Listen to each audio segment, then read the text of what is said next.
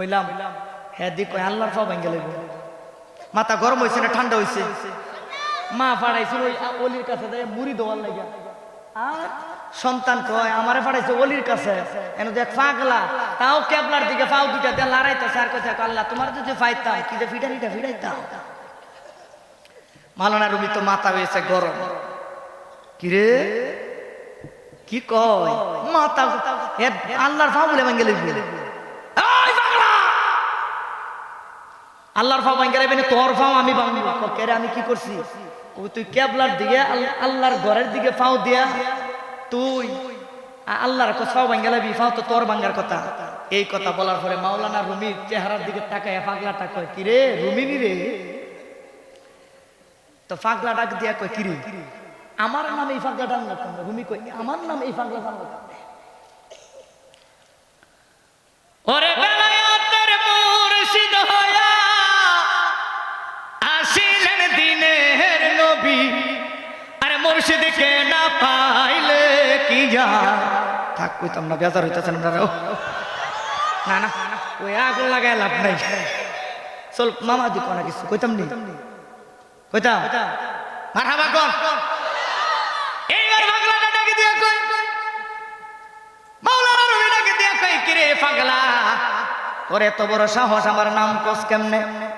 রুমি না, আমার নাম হচ্ছে মাওলানা রুমি। শুধু রুমি না, শুধু মাওলানা না, 70টা উডের বোঝার কিতাবের আলেম আমি রুমি।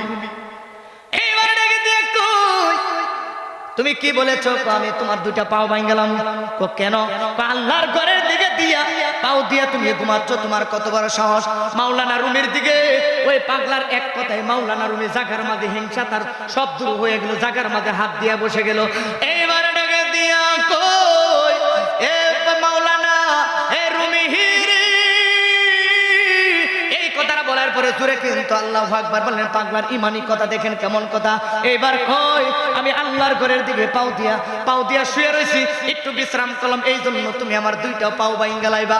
আমি জানতে চাই তোমার আল্লাহর ঘর এই দিকে, আল্লাহর ঘরের দিকে পা দিয়া শুয়ে রইলাম, এই জন্যই তুমি এত রাগ হইলা। আমি শুধু জানতে চাই তোমার আল্লাহর ঘর এই দিকে, তোমার মালিকটা থাকে কোন দিকে আমার একটু বলে দাও।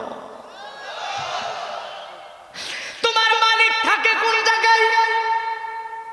তোমার মালিক কই? তোমার মালিক কোন দিকে আছে আমারে শুধু বলে দাও। মাওলানা রুমি এই তারানো থেকে জাগার মাঝে বৈশা মাওলানা রুমি হাত দিয়া মাথার মাঝে কয়।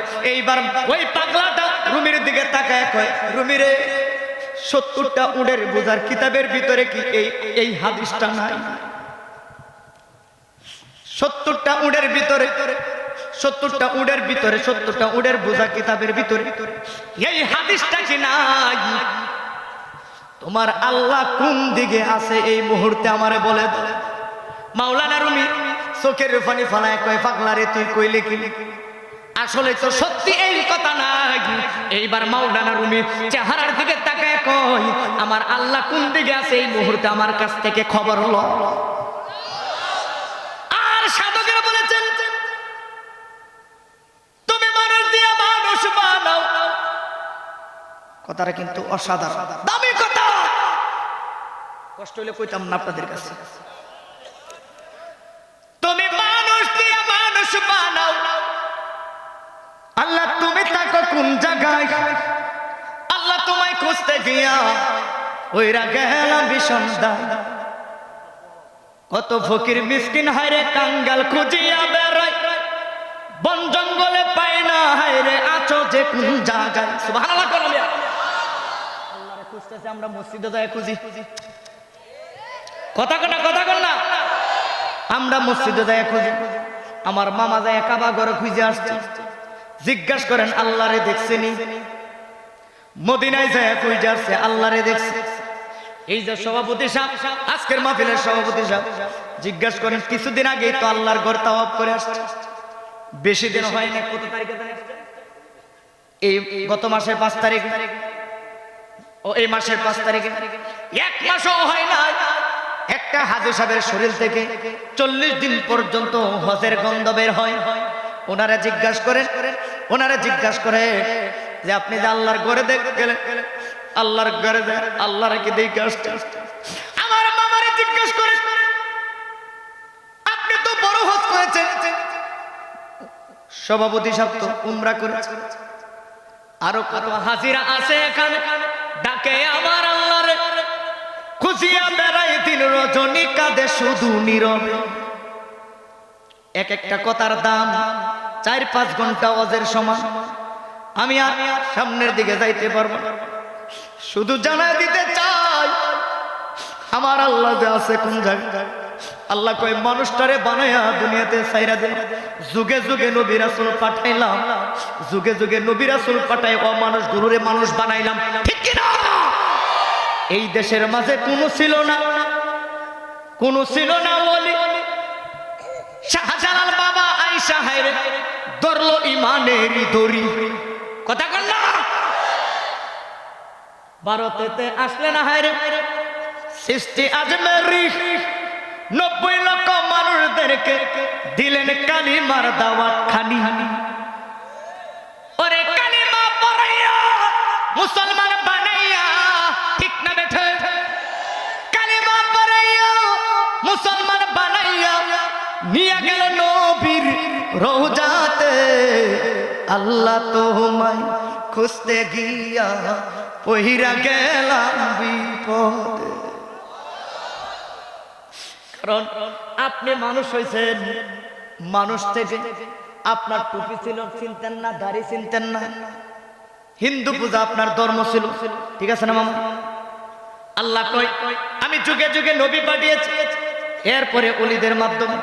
এই জন্যই আর সাধকরা বলেছেন তুমি মানুষ দিয়া মানুষ বানাও।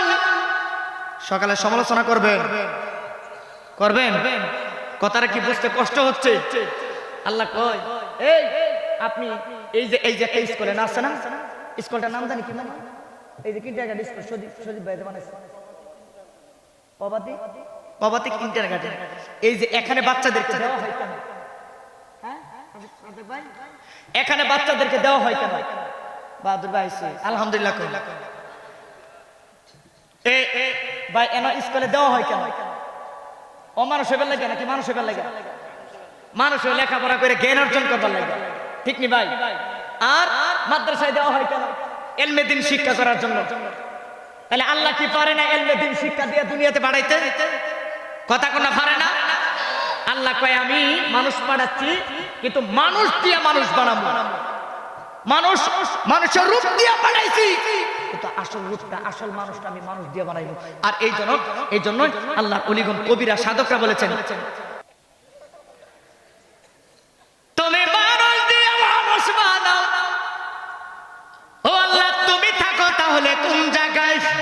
আল্লাহ তোমায় খুঁজতে গিয়া ওইরা গেলাম বিষন্দাই। আল্লাহ তোমায় খুঁজতে গিয়া ওইরা গেলাম বিষন্দাই। হাত তুইলা কোন ঠিক না বেঠে? মহব্বত এখন না ঠিক না বেঠে? এই শানগুলো ঠিক আছে নি? যারা বুঝে না এরা জীবনেও বুঝতো না, আর যারা বুঝছে এরার কলিজার মাঝে শান্তি পাইছে, ঠিক কিনা? পাগলাটাকে দিয়া কয় এ পাগলারি, রুমিটাকে দিয়া কই পাগলারি তুমি এটা করলা কি? তুমি কি বললা? এটা এত এত এলেম অর্জন করলাম, এই এলেমের ভিতরে তো এই আমল নাই, এই আমল নাই, এই হাদিসের কথা নাই। আর ডাকে দিয়া কয় আল্লাহরে যদি চিনতে চাও আমার রূপে রঙ্গিল হইয়া যাও। আর জোরে কোন সুবহানাল্লাহ। তাহলে যারা আল্লাহর বন্ধু তারা আল্লাহ চিনেনি, কথা কোন না? মামা আওয়ামী লীগের একজন কর্মী, মামা আওয়ামী লীগ সম্পর্কে বুঝেনি, বুঝে না। মা সন্তানরে চিনে, সন্তান মারে চিনে। আর আল্লাহর বন্ধু যারা তারা আল্লাহরে চিনে, আল্লাহ কোন রূপে আছে, আর আল্লাহ কার কলবে আছে, কোন অবস্থায় আছে, আল্লাহ কোন অবস্থায় আছে আল্লাহর বন্ধুগণ জানে কি জানে না? এই জন্য আল্লাহর বন্ধু হতে চাই কি চাই না? নামাজ চাই কি চাই না? রোজা চাই কি চাই না? হজ চাই কি চাই না? আল্লাহ কবুল করে সকলে বলেন আমিন। অনেক লম্বা ঘটনা, এইদিকে যাইতে পারবো না। আল্লাহ আমাদের সবাইকে কবুল করুক। আমি এই বরকতিয়া মসজিদের আমি খতিব, ছোটখাটো একজন নগণ্য মানুষ, আমার জন্য দোয়া করবেন। আজকের মাহফিলের যিনি প্রধান বক্তা আল্লামা শাইখ তারিফুল ইসলাম আত-তাহেরি উনি আগমন করেছেন খুব সুন্দর খুব সুন্দর গভীর আলোচনা করে। আমি ওনার একজন ভক্ত। হুজুরের জন্য সবাই দোয়া করবেন। আর আজকের মাহফিলের সম্মানিত